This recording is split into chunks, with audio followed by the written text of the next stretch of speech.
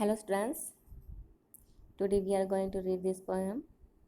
The name of the poem is Why. This poem is basically about a little boy who is very curious to know different things.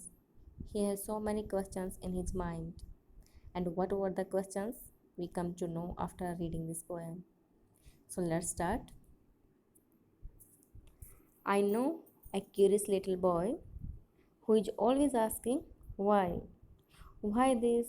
Why that? Why then? Why now? Why not? Why by the by?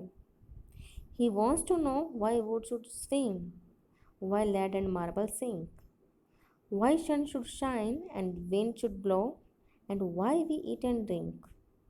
He wants to know what makes the clouds, and why they cross the sky, why sinks the sun behind the hills, and why the flowers die.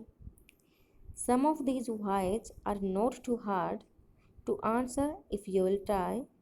Others, no one ever yet has found the reason why. तो इस poem में एक छोटा बच्चा है, वो बहुत ही curious है। उसके माइंड में बहुत सारे क्वेश्चंस हैं जो उसने इस पोयम में पूछे हैं। अब हिंदी में इसके एक्सप्लेनेशन देखते हैं। I know A curious little boy, मैं एक छोटे और जिज्ञासु बच्चे को जानती हूँ, लड़के को जानती हूँ। क्यूरियस मीन्स जो ज़्यादा से ज़्यादा जानना चाहता है, बहुत जिज्ञासु होता है। Who is always asking why, जो हमेशा पूछता रहता है क्यों।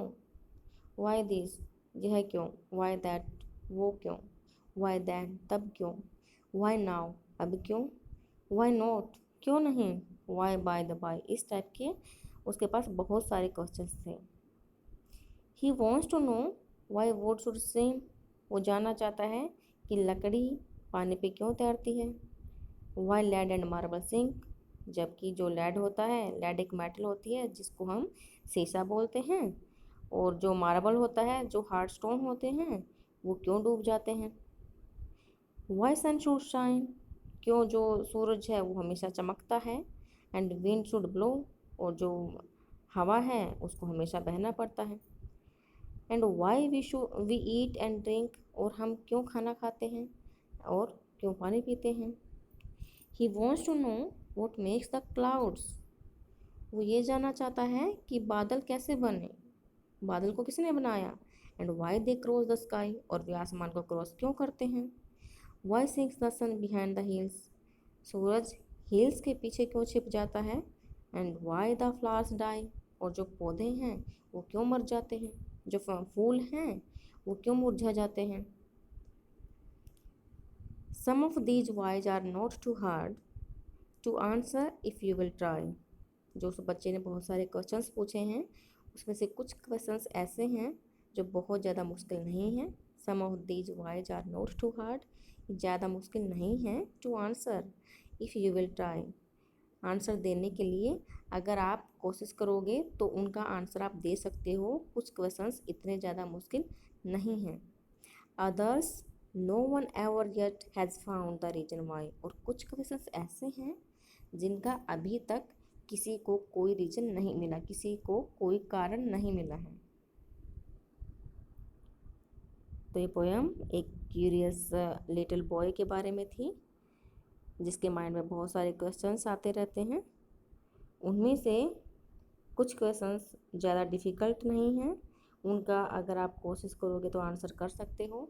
और कुछ क्वेश्चंस ऐसे हैं जिनका आज तक किसी को कोई रीज़न नहीं मिला है।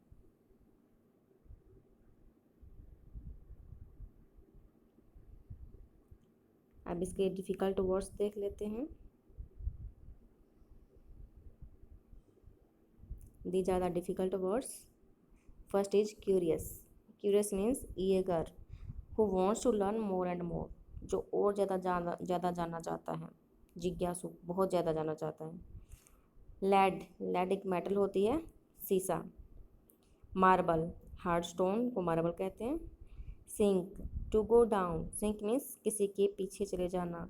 और to go under the surface of liquid, किसी लिक्विड सरफेस के नीचे चले जाना। रीजन, कोज और एक्सप्लेनेशन ऑफ समथिंग, किसी का कारण, that is reason. I hope आपको ये पोएम समझ आई होगी। Thanks for watching this video.